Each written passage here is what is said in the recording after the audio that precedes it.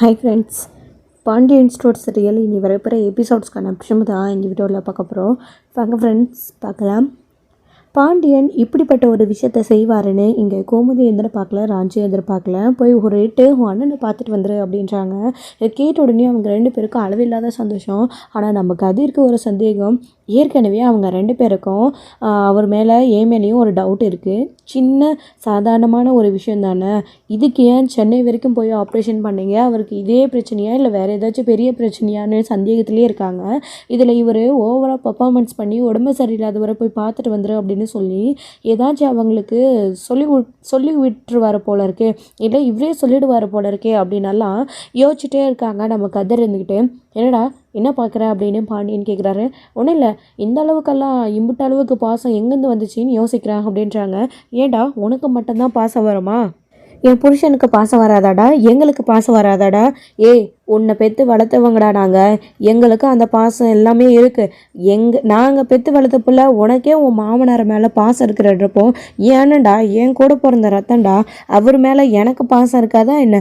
அவரை பெற்ற பிள்ளைடா, ராஜி அவர் பெற்ற பிள்ளை, அவளுக்கு பாசம் இருக்காதா? ஏன் என் வீட்டுக்காருக்கு பாசம் இருக்கக்கூடாதா அப்படின்னு கேட்குறாங்க. நீங்கள் இப்போ எல்லாம் சொன்னீங்களே அது சரிம்மா, உங்கள் அண்ணன் உங்கள் கூட பிறந்தவர், ராஜாடி அப்பா எல்லாம் சரி, எனக்கு மாமனார்.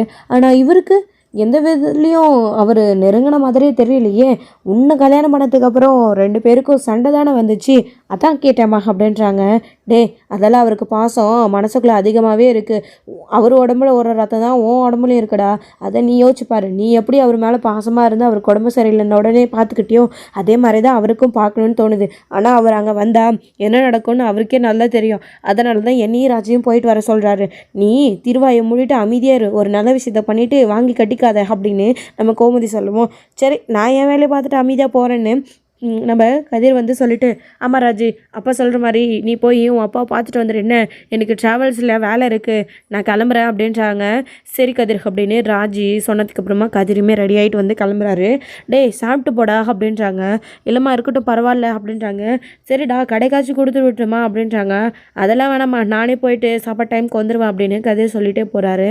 சரி அப்படின்னு கோமதியும் விட்டுடுறாங்க. பாண்டியனுமே, சரி கோமதி, நான் கடையில் போய் மளிகை சாமான் அதுக்கப்புறம் பழம் இதெல்லாம் வாங்கி சரவணன் கிட்ட கொடுத்து அனுப்பி விடுறேன், நான் போய் கடையை பார்த்துக்கிறேன்னு பாண்டியனும் சொல்லிட்டு கிளம்புறாரு. எங்களை சாப்பாடு அப்படின்னும், அதான் சரவணன் வருவான்ல அவங்ககிட்ட கட்டி கொடுத்து அனுப்பிச்சிரு அப்படின்றாரு. சரி அப்படின்னு பாண்டியனும் கிளம்பி போகிறாங்க. ராஜி போயிட்டு கோமதியை பின்னாடி இருந்து கட்டி அணைக்கிறாங்க. அத்தை அப்படின்னவும், என்னம்மா என்ன விஷயம் அப்படின்றாங்க. அதான் எனக்கு ரொம்ப சந்தோஷமாக இருக்கு அத்தை, மாமா அப்பாவை போய் பார்த்துட்டு வர சொல்லுவாருன்னு நான் நினச்சி கூட பார்க்கல, அப்பாவுக்கு எப்படி இருக்கோ என்னவோன்னு நான் ரொம்ப கவலைப்பட்டேன் அப்படின்றாங்க. அதான் அவர் போயிட்டு வர சொல்லிட்டாருல்லம்மா, நீ நானும் சரவணன் வந்ததுக்கப்புறம் போயிட்டு வந்துடலாம் என்ன அப்படின்றாங்க. சரி அத்தை அப்படின்னவும், மா அப்படின்றாங்க. சரவணன் மாமா வந்துட்டார் போல இருக்கு அத்தை அப்படின்றாங்க. சரி நீ போய் அதெல்லாம் வாங்கிட்டு வந்து வை அப்படின்றாங்க. அப்புறம் தான் ராஜி வராங்க. பாப்பா ராஜி அப்படின்னோடனே, கொடுங்க மாமா அப்படின்னு அதெல்லாம் வாங்கிட்டு வராரு. என்னப்பா ராஜி, அப்பாவை பார்க்க போகிறீங்களாமே அப்படின்றாரு சரவணன். ஆமாம் மாமா, மாமா தான் போயிட்டு வர சொன்னார், நானும் அத்தையும் கிளம்புறோம் அப்படின்றாங்க. சரவணா கிளம்புறியாடா அப்படின்றாங்க. ஆமாம்மா, கடையில் டெலிவரி எல்லாம் இருக்குது, அப்பா கடையை பார்த்துட்ருக்காருல்ல, நானும் போகணுமா அப்படின்றாங்க. சரிடா இந்தா சாப்பாடு கட்டிட்டேன் பாரு, அப்பாவுக்கும் உனக்கும் போய் எடுத்துகிட்டு போய் அங்கேயே கடையில் சாப்பிட்டுக்கோங்க என்ன அப்படின்றாங்க. சரிம்மா நாங்கள் வரோம் அப்படின்னு சொல்லிட்டு கிளம்புறாங்க. மறக்காமல் மதிய சாப்பாடுக்கு அப்பாவை அனுப்பி விட்றடா அப்படின்றாங்க. சரிம்மா அப்படின்னு சொல்லிட்டு இப்போது கிளம்புறாரு சரவணனுமே. அடுத்த ரிட்டர்ன் உடனே கிளம்பிடுறாரு. அதுக்கப்புறமா மளிகை சாமான் எடுத்துகிட்டு போய் தனியாக கிச்சனில் வச்சுட்டு பழத்தெல்லாம் ஒரு பையில் போட்டுட்டு, இதில் பையில் எல்லாமே இருக்குது அப்படின்றாங்க. சரி அத்தை கிளம்பலாமா அப்படின்றாங்க. ஏண்டி இவ்வளோ பறக்கிற, கிளம்பலாம் சரி அப்படின்னு எல்லா வேலையும் முடிஞ்சிடுச்சு. அரசின்றாங்க மா அப்படின்றாங்க. இங்கே பார், மளிகை சாமான் பொருளெல்லாம் வந்திருக்கு, ஏற்கனவே வாங்கிட்டு வந்து வச்ச மளிகை சாமான் முக்கால்வாசியை காணோம், எல்லாத்தையும் நீ தானே எடுத்த அப்படின்றாங்க. மா இல்லைம்மா சத்தியமாக இல்லை, அதுதான் நாங்கள் 3 பேருக்கு 4 பேருக்கு சமைச்சோம்ல அப்படின்றாங்க. ஆமாம், நீ சமைச்சு அவங்க எல்லாம் சாப்பிட்டுட்டு அவ்வளோ பொருளும் காலி அடிச்சு பாரு அப்படின்றாங்க. அப்பா கடை ஓசலில் வச்சுருக்காருன்னு தின்னு உன்னை இப்படி கொழுப்பு எடுத்து வளர்த்து வச்சுருக்காரு, அவரும் வாங்கிட்டு வந்து கொடுக்குறாரு, எல்லாம் காசு தாண்டி சும்மா ஓசையில் ஒன்றும் வர்றதில்ல அப்படின்றாங்க. மா ஏன் அப்பா கடை வச்சுருக்காரு, அதுலேருந்து திம்ட்டு ஒன்று கூட நான் எடுத்து சாப்பிடக்கூடாதா, என்னமா பேச்சு பேசுகிற நீ, அதெல்லாம் நான் எதுவும் பண்ண மாட்டேன் அப்படின்றாங்க. அதெல்லாம் பிரித்து ஒழுங்கா போட்டு வை, நான் ராஜோடைய அப்பா பார்த்துட்டு வந்துடுறோம் அப்படின்னு நம்ம கோமதி சொல்லவும், சரிம்மா அண்ணனை பார்க்க போகிறோன்னு சொல்லிட்டு போவோம், அதுக்கு ஏன் ராஜாவோட அப்பான்னு சொல்கிற அப்படின்றாங்க. ஏதோ பழக்க தோசத்தில் வந்துடுச்சுடி, மளிகை சாமான்லாம் பிரித்து கொட்டி வை, நாங்கள் போய் பார்த்துட்டு வந்துடுறோன்றாங்க. நானும் வரட்டுமா அப்படின்றாங்க. அப்போ ராஜ் இருந்துக்கிட்டு, இல்லை ஆன்சி வேண்டாம், நீ அங்கே வர வேண்டாம், நீ வர்றது சரி இருக்காது, அப்பாவை நாங்களே இப்போ பார்த்துட்டு வந்துடுறோம் அப்படின்றாங்க. ஆமாம் அதுவும் சரிதான், நீ இங்கே இரு, தேவையில்லாமல் அவன் அங்கே இருப்பான், தண்டை வரும், நீ இங்கே இரு, நான் போயிட்டு வந்துடுறேன் அப்படின்னு சொல்லிட்டு 2 பேரும் பழத்தை எடுத்துகிட்டு காலையிலே கிளம்புறாங்க. ஸோ சமைச்சு வச்சுட்டு சாப்பிடக்கூட இல்லை, அப்படியே வந்து டேரெக்டாக கிளம்பிடுறாங்க. ஸோ அப்போ தான் வந்து சாப்பாடை வந்து கொடுக்கணும், மாத்திரை கொடுக்கணும் அப்படின்னு வடிவு வந்து அவருக்கு கரெக்டான டைமுக்கு மாத்திரை கொடுத்துட்டு சாப்பாடை கொடுக்கலான்னு எடுத்துகிட்டு வந்து நிற்கிறாங்க. கோமதியும் ராஜியும் போய் நிற்கிறாங்க. அப்போ தான் சோஃபாவில் உட்காந்துட்ருக்குவோம். அவங்கள பார்த்த உடனே, ராஜி, கோமதி வாம்மா உள்ளே வாங்க, ஏன் அங்கேயே நிற்கிறீங்க அப்படின்னு எழுந்திரிச்சு போய் கூட்டிகிட்டு வராங்க. அண்ணனை பார்க்க வந்தீங்களா அப்படின்றாங்க. ஆமாம்மா, அவர் தான் போய் ஒரு ரேட்டு பார்த்துட்டு வந்துட்டு சொன்னார் அப்படின்றாங்க. சரி சரி, மாப்பிள்ளைக்கும் அவர் மேலே எவ்வளோ பாசம் இருக்கு பாரு, அடித்தாலும் பிடிச்சாலையும் போய் பார்த்துட்டு வர சொல்லியிருக்காரு, வாமா அப்படின்றாங்க. 2 பேரும் உள்ளே வராங்க. அம்மா சின்ன அண்ணன் அப்படின்றாங்க.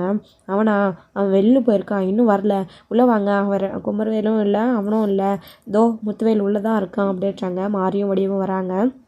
இவங்கள பார்த்த உடனே உள்ளே வரவேற்கிறாங்க, கூப்பிடுறாங்க. எங்கம்மா பழனி அப்படின்றாங்க. சுகன்யா ஊருக்கு போயிருக்கால்லம்மா, கடையை பார்த்துக்கணும்ல, அதான் பழனி கிளம்பிட்டான் அப்படின்றாங்க. ஓ அப்படியா அப்படின்னு சொல்லிட்டு, உட்காருங்கம்மா அப்படின்றாங்க.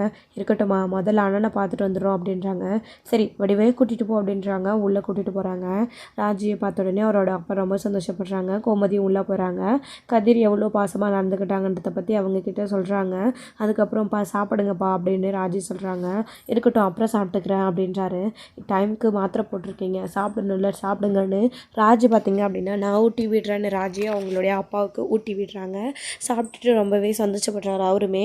கதிர் ரொம்ப நல்ல பையன், கதிர் உன்னை கல்யாணம் பண்ணிக்க நீ தான் கொடுத்து வச்சுருக்கணும் அப்படின்னு சொல்கிறாரு. அப்போ அப்பா உண்மையை தான் சொல்லியிருக்காரு, நம்மளை பற்றி கதிர்கிட்ட சொல்லி நம்மளை வாயாடின்னு சொல்லியிருக்காரு. கதிர் நல்ல பையன்னு சொல்கிறாரு, அவரை பற்றி பாராட்டுறது ரொம்ப சந்தோஷமான ஒரு விஷயம் தானேன்னு ராஜியுமே ரொம்ப சந்தோஷப்படுறாங்க. அதே கோமதிக்கிட்டே இந்த விஷயத்தை பற்றியெல்லாம் சொல்லவும் அவங்களுமே ரொம்ப சந்தோஷப்படுறாங்க.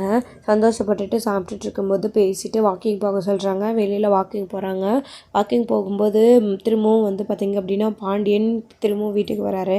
பாண்டியன் வந்தவர் அப்போது முத்துவேலை பார்த்த உடனே, நான் முத்துவேல்கிட்ட கொஞ்சம் பேசணும், நீ உள்ளே போகணுன்னு சொன்னதுக்கப்புறமா அவங்க 2 பேரும் பேசிக்கிறாங்க. உங்களுக்கு நடந்த விஷயத்தை பற்றியெல்லாம் எனக்கு தெரியும், ஸோ டாக்டர் சொன்ன விஷயத்தெல்லாம் கதிர் என்கிட்ட சொல்லிட்டான், ஸோ நீங்கள் எதை பற்றியும் கவலைப்படாதீங்க, ஹாஸ்பிட்டல் போகும்போது செக்கப் போகும்போது நீங்கள் கதிரை கூட்டிகிட்டு போங்க, உங்களுக்கு எதுவும் ஆகாது அப்படின்றாங்க. எல்லாமே பாண்டியனுக்கு தெரிஞ்சிடுச்சுன்னு, நான் பெரிய பாவம் பண்ணியிருக்கேன் போல இருக்குது அப்படின்றாரு. அப்படியெல்லாம் ஏன் சொல்கிறீங்க, வியாதி என்ன யார் என்னன்னு பார்த்துட்டா வருது, அதுக்கு என்ன தெரியும், ஏன் அப்படி பேசுகிறீங்க அப்படின்னு சொல்லிட்டு பேசிவிட்டு அவர் நடக்கும்போது ஸ்லிப்பாகி விழ போகிறாரு. பாண்டியன் பிடிச்சிக்கிறாரு. அடுத்த உடனே நம்ம ராஜி வராங்க. ராஜி வந்துட்டு அப்பா போகலாமா அப்படின்னு சொல்லிட்டு நடக்க வச்சு கூப்பிட்டுட்டு போகிறாங்க. ஸோ பாண்டியனை பார்த்தோம் ரொம்ப சந்தோஷப்படுறாரு முத்துவேல் வந்துட்டு. அடுத்து ராஜி உள்ள கூப்பிட்டுட்டே போயிட்டுருக்கும்போது குமரவேலும் ஸோ அதாவது சக்திவேலும் பார்த்திங்க அப்படின்னா வந்துடுறாங்க. பார்த்துட்டு என்னப்பா இதெல்லாம் அப்படின்னு சொல்லிட்டு உள்ளே போய் பார்த்தா தான் கோமதியும் ராஜா இருக்கிறத கவனிக்கிறாங்க. அதுக்கப்புறமா கோமதி ராஜி இங்கே வந்திருக்கிறத நினச்சி இவங்க எதுக்கு இங்கே வந்தாங்கன்னு கொஞ்சம் கோவப்படுறாரு சக்திவேல். அப்புறம் தான் அவள் அண்ணனையும் அவள் அப்பாவையும் பார்க்க அவங்க 2 பேரும் வந்திருக்காங்க. உடம்பு சரியில்லாதன பார்த்துட்டு போகிறதுனால வந்திருக்காங்க. என்னடா உனக்கு எதுக்கு இப்போ கத்துற, வந்ததும் வராதம்மா, போய் வேலை வெட்டி இருந்தால் பாரு அப்படின்றாங்க. அப்போ தான் இருந்துக்கிட்டு, ஆமாம் செய்கிறதெல்லாம் செஞ்சுட்டு உறவு கொண்டாட வந்துடுறாங்களா, என்னமோ இவங்க என்னமோ ஓடி ஓடி பார்த்துட்ட மாதிரி. என் அண்ணன் எங்ககிட்ட சொல்லியிருந்தா நாங்களே அவரை நல்லபடியாக பார்த்துட்டு இருந்திருப்போம், அவன் பார்த்துக்கிட்டதுனால நல்லவன் ஆகிடவானா, இதே காரணம் வச்சு உறவாடலாம், ஒன்று சேர்ந்துடலாம் அப்படின்னு மட்டும் நினைக்காதீங்க அப்படின்னு முத்துவேல் பேசிகிட்டு இருக்காரு. அதாவது சக்திவேல் வந்து முத்துவேல் முன்னாடியே, சக்தி என்னடா பேசிகிட்டு இருக்கா நீ அப்படின்றாங்க. என்ன தம்பி நீங்கள் பேசுறது கொஞ்சம் கூட நியாயமாக இருக்கா, கோமதி அவருடைய தங்கச்சி, ராஜா அவருடைய பொண்ணு, அவங்க வந்து அவருக்கு உடம்பு சரியில்லைன்னா பார்க்கக்கூடாதா, இதுக்கு என்னமோ இப்படி பேசுகிறீங்க, அவங்களுக்கு ஒரு பிரச்சனையான உடனே நீங்கள் போய் நின்னீங்கல்ல, உறவு சண்டை சச்சரவு இதெல்லாம் பார்க்காம, அது மாதிரி தான் தம்பி இதுவும், சண்டையை பார்க்குற நேரம் இது கிடையாது, பாசத்துக்காக வந்து உடம்பு சரியில்லாத பார்க்க வந்திருக்காரு, இது ஒரு குத்தோன்னு தேவையில்லாமல் பேசிகிட்டு இருக்காதீங்க, போய் சாப்பிடுங்க தம்பி, வெளியிலேருந்து இப்போ தானே வந்தீங்க அப்படின்னு வடிவு வந்து சொல்லிகிட்ருக்காங்க. மாறி வந்துட்டு, என்ன பேசிகிட்டு இருக்கீங்க நீங்கள், வாங்க டேய் அப்பாவை கூப்பிட்டு நேராக உனக்கு ரூமுக்கு போக தெரியாதா அப்படின்றாங்க. என்னம்மா நீ அவங்க வந்து நடுவில் உட்காந்துட்டு இருப்பாங்க, இதெல்லாம் பார்த்துட்டு இருக்கணுமா அப்படின்றாங்க. அதுக்கப்புறமா தான் எப்படியோ ஒரு வழியை சமாளித்து 2 பேரையும் மேலே போக வச்சிடுறாரு. கோமதி அவன் பேசுறதால நீ பெருசாக எடுத்துக்காத, அவனை பற்றி தான் உனக்கு தெரியும்ல, எதுக்கு எடுத்தாலும் தையத்தக்கான்னு குதிக்கிறது அப்படின்னு சொல்லிட்டு இருக்காங்க. அதுக்கப்புறம் உட்காந்து எல்லாருமே பேசிகிட்டு இருக்காங்க. அங்கேயே சோஃபாவில் கொஞ்சம் நேரம் உட்காந்து ரெஸ்ட் எடுக்கணும்னு அங்கேயே உட்காந்துடுறாரு. இப்போ உடம்பு ஓகேவாப்பா, செக்கப்லாம் என்ன பண்ணணும்னு சொல்லியிருக்காங்க அப்படின்னு. அதுக்கப்புறம் தான் நம்ம சக்திவேல் திரும்பவும் கீழே வராரு. உன் புருஷன்கிட்ட அதான் அந்த ஃப்ராட் பையன்கிட்ட அண்ணனோட ரிப்போர்ட்டெல்லாம் இருக்குது, அதை கொஞ்சம் வாங்கிட்டு வந்து கொடு, அண்ணனை செக்கப் கூட்டிகிட்டு போகணும், பார்த்துக்கணும் அப்படின்னு சொல்கிறாரு. இதுக்கு மேலே எங்கனாலும் எங்களுக்கு பார்த்துக்க தெரியும், முதல்ல அவர் எங்ககிட்ட சொல்லாததை நினச்சி எங்களுக்கு கவலையாக இருக்குது அப்படின்னு இங்கே சக்திவேல் வந்து பேசிகிட்டு இருக்கோம். அதெல்லாம் வாங்கிக்கலாண்ண சக்தி, என்ன அவசரம் அப்படின்னு முத்துவேல் சொல்கிறாரு. இல்லைண்ணா ரிப்போர்ட் வேணும், ஹாஸ்பிட்டல் போகலாம் அப்படின்னு சொல்லிட்டு இருக்காரு. சரிடா போகும்போது நானே சொல்கிறேன், போயிட்டு வரலாம் அப்படின்னு நம்ம முத்துவேல் சொல்லி இப்போதைக்கு சமாளிச்சிடுறாரு. சரிப்பா நான் வந்துட்டு கதிரகு உங்ககிட்ட கொடுக்க சொல்கிறேன் அப்படின்றாங்க. அப்புறம் வந்து முத்துவேல் வந்துட்டு உட்காந்து எல்லாரும் கூட பேசிகிட்டு இருக்காங்க. அப்போது அப்பத்தா இருந்துக்கிட்டு கோமதிக்கிட்டேயும் பேசிகிட்டு இருக்கும்போது, சாரிம்மா நான் உங்களை அங்கே வச்சு நல்லபடியாக பார்த்துட்டு இருந்திருக்கணும், ஏதோ அந்த கதிர் பையன் பிரச்சனைனால இங்கே வந்துட்டீங்க அப்படின்றாங்க. கோமதி இங்கே பார், கதிரை தப்பாக நினைக்காதீங்க, அவனை உண்மையிலேயே நீ ரொம்ப நல்லா வளர்த்துருக்குற. இங்கே பார், எனக்கு உடம்பு சரியில்லைன்னு தெரிஞ்ச உடனே, அது மட்டும் இல்லாமல் நான் இங்கே நீங்கள் அம்மா இருக்கணும்னு ஆசைப்பட்டதுனால சர்ஜரிக்கு போகிறதுக்கு முன்னாடி அம்மா கிட்ட ஆசீர்வாதம் வாங்கணும், அம்மாவை பார்க்கணும் அப்படின்னு நான் நினச்சேன். அதனால தான் கதிர் அம்மாவை இங்கே அனுப்புறதுக்காக பிளான் பண்ணி இப்படி ஒரு விஷயத்த செஞ்சு அனுப்பிவிட்டான் அப்படின்றாங்க. என்னென்ன சொல்கிறீங்க, நீங்கள் கேட்டிங்களா கதிர்கிட்ட அப்படின்றாங்க. ஆமாம் நான் தான் கேட்டேன் அப்படின்னு உடனே இந்த விஷயத்த கேட்ட உடனே தான் எல்லாருக்கும் உண்மை தெரியுது. மாறி வடிவிலிருந்து சக்தி எல்லாருக்குமே தெரியுது. என்னென்ன சொல்கிறீங்க அப்படின்றாரு. ஆமாடா சக்தி, எனக்கு உடம்பு சரியில்லைன்னு தெரிஞ்ச உடனே அம்மா கூட இருக்கணும்னு நான் ஆசைப்பட்டேன், அதுக்கு தான் கதிரை இப்படி ஒரு விஷயத்தை செஞ்சு அனுப்பி வச்சான். ஆனால் உடனே நீங்கள் எல்லோரும் கதிரை தப்பாக புரிஞ்சுக்கிட்டீங்க. உடம்பு சரியில்லாத நேரத்தில் என்னாலையும் எதுவும் பேச முடியல, என்னென்னமோ நடந்து முடிஞ்சு போச்சு, நான் ஆசைப்பட்டது நடந்துடுச்சின்னு அவன் யாரை பற்றியும் கொஞ்சம் கூட யோசிக்காமல் இங்கே வந்து அம்மாவை அனுப்பி வச்சுட்டான். உண்மையிலேயே கதிர் ரொம்ப நல்ல பையன், அவனுக்கு எதையுமே யோசிக்க தோணலை, மற்றவங்களுக்காக மட்டும்தான் ஓடி ஓடி யோசிக்கிறான், ராஜுக்காக, குடும்பத்துக்காக, எனக்காக, நிறைய விஷயங்கள் அவன் எல்லாருக்காகவும் தான் செய்கிறான் அப்படின்றாங்க. ஆமாண்ணே, வீட்லேயே கூட அவன் ஏதாச்சும் ஒரு பிரச்சனைன்னு வந்தால் பழியை தூக்கி அவன் மேலே போட்டுப்பான், மற்றவங்கள காப்பாற்றி விட்டுருப்பான், இந்த மாதிரி தான் அவன் எப்பவுமே செஞ்சிட்ருக்கான் அப்படின்றாங்க நம்ம கோமதியுமே கூட. அதனால தான் சொல்கிறேன் கதிர் ரொம்ப நல்ல பையன் அப்படின்றாங்க. போதும்ண்ணே போதும், அவனுக்கு சர்டிஃபிகேட் கொடுத்தது போதும், ஓவராக தலைமையில் தூக்கி வச்சுட்டு கொண்டாடாதீங்க, அப்புறம் ஏறி மிதிச்சுட்டு போயிட்டே இருப்பாங்க அப்படி இப்படின்னு தேவையில்லாமல் பேசுவோம். இப்படியே கொஞ்சம் நேரம் நீ அமைதியாக இருக்கிறியாடா, ஏதாச்சும் ஒரு விஷயம் நல்ல விஷயம் பேச விடுறியா அப்படின்னு இங்கே நம்ம அப்பத்தா வந்து சொல்லிகிட்டே இருக்கவும், ஏங்க நீங்கள் வாங்க சாப்பிடுவீங்கன்னு வடிவு அதாவது மாறி வந்து கூட்டிகிட்டு போய்ட்றாங்க. அப்புறம் தான் அண்ணே சரிண்ணே நாங்கள் கிளம்புறோம், அப்படியே நீ போய் கொஞ்ச நேரம் ரெஸ்ட் எடுண்ணே அப்படின்றாங்க. சரின்னு சொல்லிட்டு நம்ம முத்துவேல் உள்ளே போய் ரெஸ்ட் எடுக்க போகிறாரு. அதுக்கப்புறம் தான் இவங்க வராங்க. பாத்தியா என் பிள்ளை கதிரை பற்றி எவ்வளோ பெருமையாக பேசுகிறாரு அவருன்னு, இங்கே பாரும்மா நீயும் அவனும் புரிஞ்சுக்கிட்டு சந்தோஷமாக இருக்கணும் அப்படின்றாங்க. என்ன தண்ணி, நான் கதிரை புரிஞ்சுக்காமலாம் இருக்கேன், கதிரை புரிஞ்சுக்காமல் இருக்கிறதுனாலே அவன் ஃபோன் பண்ணல, நான் அத்தனை தடவை வருத்தப்பட்டேன் அப்படின்றாங்க. சரிம்மா இருந்தாலும் சொல்கிறேன் அப்படின்னு. ஆனால் பார்த்தீங்களா அத்தை, என் அப்பா அவனை தான் நல்லா பெருசாக பேசுகிறாரு, பெத்த பொண்ணு என்னை கூட அவர் கட்டக்கவே இல்லை, நான் சரியான வாயாடியா, நான் திமிரு பிடிச்சவனா, என் பொண்ணை நீ சகிச்சுக்கிட்டு வாழ்கிறேன்னா உண்மையிலே பெரிய விஷயம்னு கதிர்கிட்டலாம் சொல்லியிருக்காரு. கதிர் இந்த விஷயத்தை பற்றி நைட்டு என்கிட்ட பேசினாத்த, ஆனால் உண்மையிலே அப்போ ரொம்ப டூ மச்சாக பண்ணுறாரு, ஓவராக கதிர்க்கெல்லாம் சப்போர்ட் பண்ணுறீங்க, இருக்கட்டும் நான் பார்த்துக்கிறேன் அப்படின்றாங்க. என்னடி என் முன்னாடியே என் பிள்ளையை பார்த்துக்கிறேன் அது இதுன்னு மிரட்டுறேன் அப்படின்றாங்க. அம்மா பொல்லாத புள்ள, என்னை தவிர எல்லாரையும் கரெக்டாக வச்சுருக்கான், வேறு எப்படி பேச முடியும் அப்படின்னு. ஏண்டி அவனை தவிர உன்னை வீட்டை எல்லாரையும் தானே பார்த்துக்கிறான், நீ தானே அவனுக்கு உலகமே அப்படின்றாங்க. சும்மா சொன்னாத்த வாங்க போகலாம் அப்படின்னு பேசிட்டு வீட்டுக்கு வரவும் கதிர் கரெக்டாக வராங்க. பார்த்தடி என் பிள்ளைக்கு 100 ஆயுசு அப்படின்னவும் அப்போ தான் என்னம்மா ராஜோட அப்பா பார்த்துட்டு வரீங்களா அப்படின்றாங்க. ஏன்டா என் மாமனாரை பார்த்துட்டு வந்தீங்களான்னு கேட்க மாட்டியா அப்படின்னவும், சரிம்மா அதான் அப்படின்றாங்க. ஆமாண்டா பார்த்துட்டு இப்போ தான் வரோம் அப்படின்றாங்க. எப்படி இருக்காருமா அப்படின்றாரு. அவருக்கு என்னடா நீ தான் எல்லாத்தையும் சரி பண்ணி கூட்டிகிட்டு வந்துட்டல, இப்போ பரவாயில்ல ரெஸ்ட் எடுத்துகிட்ருக்காரு அப்படின்றாங்க.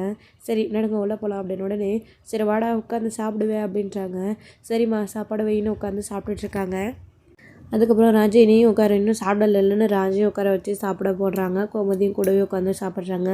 அரசி வராங்க. என்னடி எல்லாத்தையும் எடுத்து வச்சிட்டியா அப்படின்னவும், ஆமாம் எல்லாம் எடுத்து வச்சிட்டேன் அப்படின்றாங்க. இந்த தடவையோட முழுசாக எடுத்து வச்சிருக்கியா அப்படின்னவும், அதெல்லாம் எடுத்து வச்சிருக்கம்மா அப்படின்றாங்க. மா அங்கே பாரும்மா அப்படின்னு கதிர் சொல்கிறாரு. என்னடா என்னாச்சு அப்படின்னவும், அங்கே பாரும்மா எவ்வளோ ஒளிச்சு வச்சிருக்கான்னு சொல்லிட்டு அப்படின்னவும், கையில் அரசி பின்னாடி முந்திரியெல்லாம் அவ்வளோ வாரி வச்சுருக்காங்க. ஏண்டி நீ தானடி எல்லாத்தையும் காலி பண்ணுறது சொல்லிட்டு தானே போனேன், கொழுப்பு கொழுப்பு சாப்பாடை தவிர வேலை எல்லாத்தையும் திங்கு அப்படின்னு திட்டிகிட்டு இருக்காங்க. ஏன் நான் போட்டு கொடுத்துட்டேன் அப்படின்னு ரொம்பவே ஜாலியாக ஒரு அன்பான குடும்பம், இந்த குடும்பத்துக்குள்ளே நாமளும் வாக்கப்பட்டு வந்திருக்கோன்னு ராஜ்யம் ரொம்ப ரொம்ப சந்தோஷப்பட்டுட்ருக்காங்க. அடுத்த மீனா கால் பண்ணி பேசிகிட்டு இருக்காங்க. அத்தை இங்கே பாருங்கள், உங்கள் பிள்ளை எனக்கு வளையல் வாங்கி கொடுத்துருக்காருன்னு வீடியோ கால் பண்ணி காட்டவும், என் பிள்ளை செந்திலா உனக்கா அப்படின்றாங்க. ஆமாம் அத்தை எனக்கும் அதே ஆச்சரியம் தான், உங்கள் பிள்ளை தனியாக வந்ததுக்கப்புறமா சேவிங்ஸ்லாம் பண்ண ஆரம்பிச்சிட்டாரு, பாருங்க அத்தை எனக்கு வளையல்லாம் வாங்கி கொடுத்துருக்காரு அப்படின்றாங்க. நாங்கள் கூட நீங்கள் முதல்ல தனியாக போனப்போ ரொம்ப வருத்தப்பட்டோம், தனியாக போய் குடும்பத்தை அவன் எப்படி நடத்திக்க போகிறான், சண்டை போட்டு தனியாக உன்னை கூட்டிகிட்டு போகிறானே நினச்சி, ஆனால் பரவாயில்லையே பொறுப்பாக இருக்கான் போல இருக்கே, வீட்டையும் பார்த்துக்கிட்டு எல்லாத்தையும் பார்த்துக்கிட்டு உனக்கு சேவிங்ஸ் பண்ணி ஸோ வளையல் வாங்கி கொடுக்குற அளவுக்கு ஆகிட்டான் அவன் அப்படின்னு நம்ம கோமதி செந்திலை நினச்சி பெருமையாக பேசுகிறாங்க. ஆனால் செந்தில் லஞ்சம் வாங்கின பணத்தில் சேர்த்து வச்சிருந்த மீனாக்காக இதெல்லாம் வாங்கிட்டு வந்திருக்காரு. ஸோ 50,000 ரூபாயை வாங்கியிருந்தா கூட 1,50,000 ரூபாய் இப்படி தான் வந்து வளையல் வாங்கிட்டு வந்திருக்காரு. ஸோ போய் சொல்லி மீனாவுக்கு அந்த வழியில் வாங்கி கொடுத்துருக்காரு. மீனாவும் சேவிங்ஸ் பண்ணி வாங்கி கொடுத்துருக்காங்கன்னு ரொம்பவே சந்தோஷமாக கோமதிக்கிட்டே சொல்லிகிட்ருக்காங்க. ஆமாம் அத்தை அப்படின்றாங்க. ஆமாம் வீட்டு செலவை பார்க்கறத விட பாதி நேரம் அவள் அங்கே தானே சாப்பிட்றா, சாப்பாட்டு செலவு எவ்வளவோ மிச்சம் ஆகுதுமா அப்படின்னு செந்தில் சொல்லிகிட்ருக்கவும், ஆமாண்டா அது என்னமோ உண்மை தான் அப்படின்னு, அப்போ இங்கே வந்து சாப்பிட்டதுனால சேவிங்ஸ் பண்ணி அவ்வளோ செலவு பண்ணி வளையல் வாங்கியிருக்கேன்னு இதுதான் காரணம் சொல்லிகிட்ருக்காங்க. உட்காந்து ஜாலியாக ஃபன்னாக பேசிகிட்ருக்காங்க. செந்தில் வளையல் வாங்கி கொடுத்துருக்காங்கன்னு ரொம்ப சந்தோஷப்படுறாங்க. ராஜு பார்க்கவும், என்ன உனக்கு வளையல் வேணுமா, இப்போ தான் நான் கொஞ்சம் நிறைய செலவு பண்ணியிருக்கேன், கொஞ்ச நாள் போகட்டும் அப்புறம் உனக்கு நானும் வாங்கி தரேன், நீ ஐபிஎஸ் ஆகுவல்ல கெத்தா அப்போ நான் உனக்கு வாங்கி தரேன் அப்படின்னு கதிர் சொல்லிகிட்ருக்காரு. பாத்தியாங்க பொறாமல் உங்கள் தம்பிக்கு, நீங்கள் வளையல் வாங்கி கொடுத்தீங்கன்னு ராஜுக்கும் வாங்கி கொடுக்கணும்னு நினைக்கிறான் பாருங்க அப்படின்றாங்க. அது பொறாமல் இல்லடி ஆசை, நீ எப்படி சந்தோஷப்படுறியோ அதே மாதிரி ராஜுவும் சந்தோஷப்படவான்னு அவன் புருஷன் அவனுக்கு வாங்கி தரணும்னு நினைக்கிறான், இதனால் என்ன இதை பாரு என் புருஷன் எனக்கு வாங்கி போட்டிருக்காருல அப்படி தான் அப்படின்றாங்க. அப்போ எனக்கு அப்படின்றாங்க, நீ முதல்ல நல்லா படி, கல்யாணம் பண்ணி உன் புருஷன் உனக்கு வாங்கி கொடுப்பான் அப்படின்னு. ஸோ அப்படி வந்து உட்காந்து ஜாலியாக எல்லாருமே பேசிகிட்டு இருக்காங்க. ஸோ இதோட இந்த எபிசோடு வந்து முடிச்சிருக்காங்க. அடுத்தடுத்த எபிசோடில் என்ன நடக்க போகுது அப்படின்ட்டு வெயிட் பண்ணி நெக்ஸ்ட்டோட பார்க்கலாம். Friends thank you. இந்த உங்களுக்கு பிடிச்சிருந்தா லைக் பண்ணுங்கள், ஷேர் பண்ணுங்கள், கமெண்ட் பண்ணுங்கள், மறக்காமல் பெல் ஐக்கானை கிளிக் பண்ணி வச்சுக்கோங்க.